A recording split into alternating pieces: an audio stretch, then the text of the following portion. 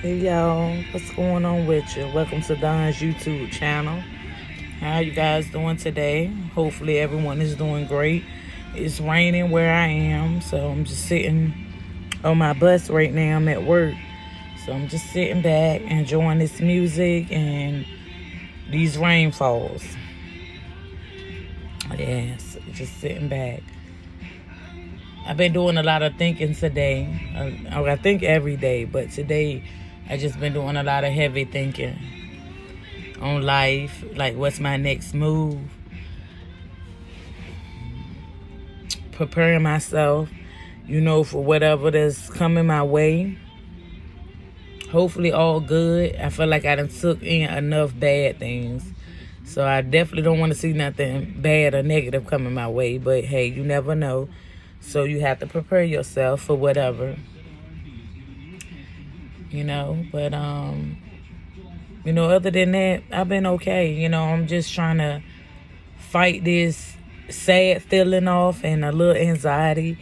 I realized 2 Saturdays ago, once I seen my daughter, and I look forward to this day for her and I to be able to see each other, just to hear the judge say that I'm going to give you time with your daughter. And I waited and I looked for that day, and then when that day finally came, it didn't happen. So it's just like, is it a game that's being played? Or like, what's really going on? Because the judge ordered for me to see my daughter every Saturday till we go back to court in September for a few hours. No overnight visits or nothing like that. Just one Saturday out of the week. And it's still not happening. It's just not happening.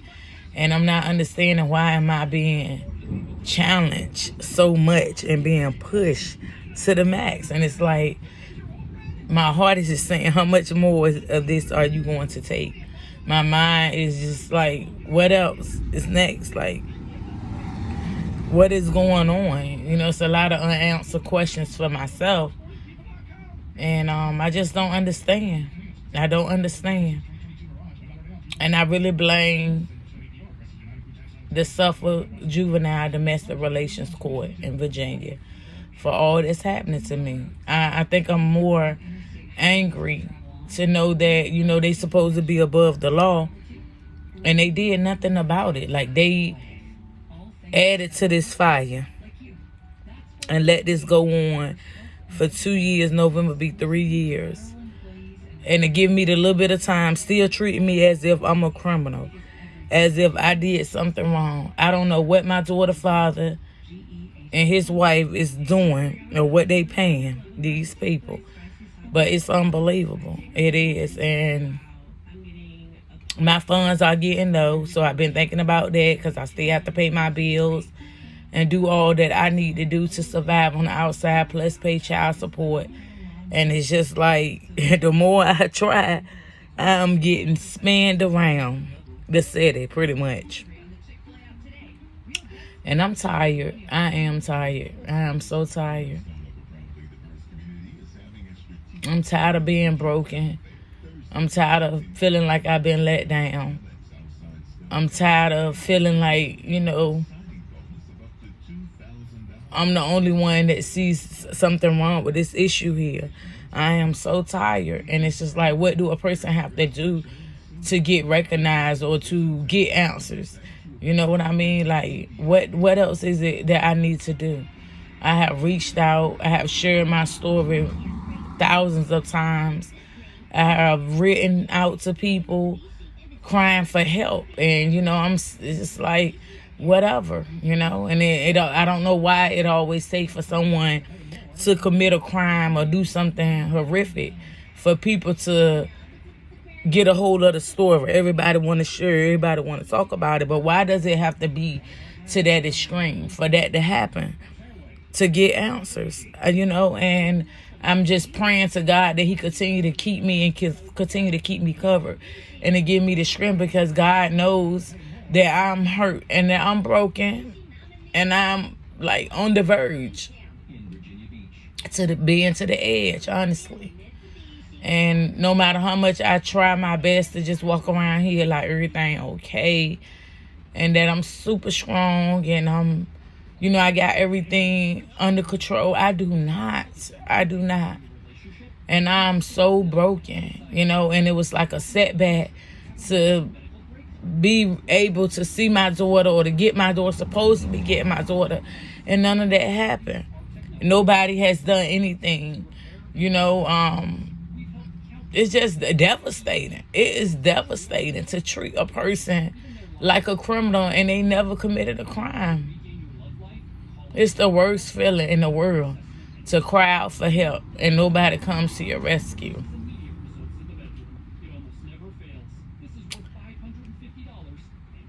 I just want to get so far away from this place. I do. Sometimes I just feel like dropping everything and just leaving.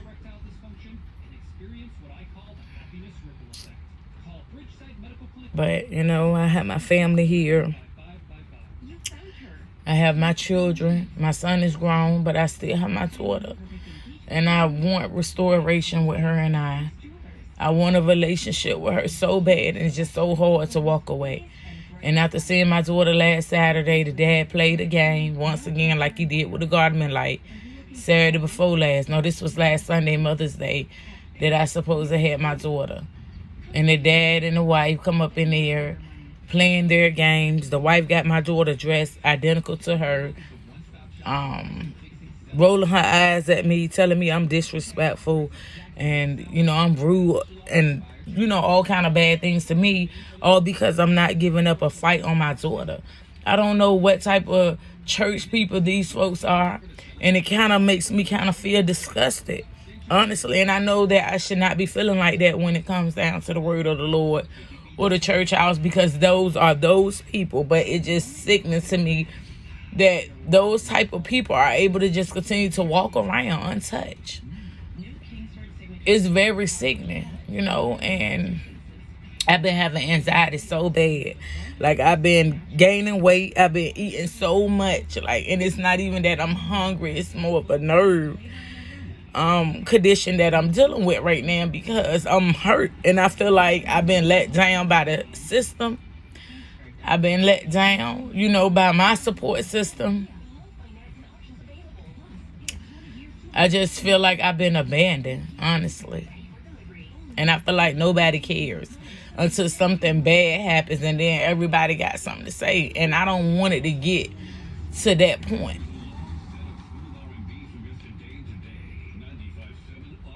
But I'm tired. I'm tired of talking about this story. I'm tired of going through it.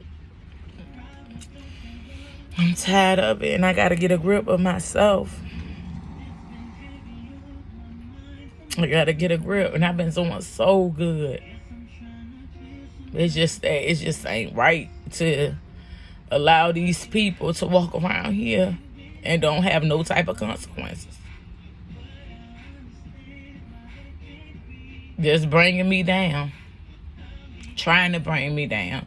Trying to destroy me and take everything from me. Now I'm reading to so many people, like everybody that you can name. Civil rights, and told my story about and post on celebrity walls, preachers walls, the churches, everybody. And I get that I'm not the only person in this world that's going through issues, but when a person feels as if they are at their breaking point and they are crying out for help, then what? What do you do? What do you do? What is it for me to do, guys? All I know is that I'm tired. I am tired of going through this. I'm tired of being held away from my daughter, being treated like a criminal, like I abused my daughter or I did some type of harm or she's in danger, when I don't have no type of criminal record whatsoever. Never been convicted for child abuse or child neglection or nothing of that nature. And I'm going through what I'm going through. I have written my book. I finally finished my book that I've been working on for 5 years. And so much has happened within that 5 years, of course, of time. I wrote down like everything that I'm going through, the way the court has treated me, how I've been kept from my daughter. I put all that in my book. My whole life is in my book, you know. And that really gave me a lot of peace. Writing was therapeutic. And now that I'm done writing my memoir, I'm ready to publish it. I can't publish it just yet because I don't have the funds to do so, because I'm still going back and forth to the court and getting no type of favor in my way. Getting no type of justice, just money and being held away from my daughter. And my daughter is so disrespectful towards me, my 10-year-old daughter, who is being raised by so-called preachers and pastors and prophetess and being taught to disrespect her mother. You know how bad that hurt me? How much anger I have inside of me? A lot of it. A lot of it. I just pray that one day you guys understand. I pray that one day that no one have to go through the things that I've been through. With loving your child so much in the fight for your own child, losing custody of your child, and no one. I pray that no one go through these things that I have been through. I pray that all the innocent that's locked up behind committing a crime that they did not commit, or being treated so unfair by the court system, I pray that you guys get justice. I pray that you guys get peace and deliverance from this, from your situation as well, because this is not something that makes anyone feel good. No one. You know, this is the worst feeling in the world. If like somebody just took a knife and just stabbed me in my chest, I would have preferred for them to do that to me than treat me in such a way that I've been treated. This is long-lasting pain. Long-lasting pain. And it hurt me so bad. My heart is so broken. And I have to convince myself that I'm not hurt, that I'm not broken, just to get by, you know? It's devastating. I would have never thought in a million years that this would be my life and my situation. And I still sit around here and just question whoever, like, why me? Why did I have to go through such tragic? And what else do they want from me? What else do you guys want? And I pray that everybody that had something to do with my case and my situation, that God has mercy on your soul. And that you feel the pain that you guys have caused me. I hope that you understand how deep my pain goes. And that I will never forget the things that you guys have put me through and allow my daughter, Father, to take me and my daughter through, and my family. I will never forget that. And I pray that my story reaches the Most High.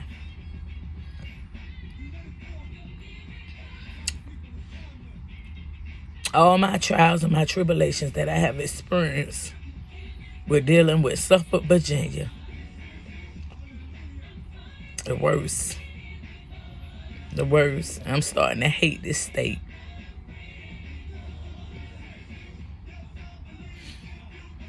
I'm so sorry that I'm a resident in the state of Suffolk, Virginia. I'm sorry that I'm just a resident of Virginia, period. Virginia is a terrible state to live in.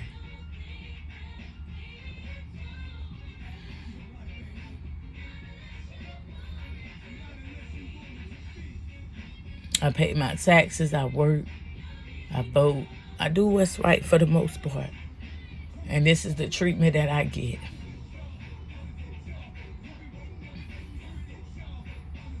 I want you all to feel everything that you put me through. And I pray that your children and your grandchildren don't suffer like my daughter has suffered. I pray. But you guys definitely got to know that you're wrong. And you got to have some type of ownership. This man is walking around here untouchable. Got me paying child support. He's doing everything he wanted to. And nobody's doing nothing. He has committed a crime by violating the court order. And he's still walking around and I still don't have my daughter. But if I go out here and commit a crime, then what you guys gonna do to me? Because you done treated me like this already without committing a crime. So what would you guys do to me? But you let this man get away with all that he's getting away with. Costing me money and time, which y'all gonna force me to be away from my daughter. I love my daughter.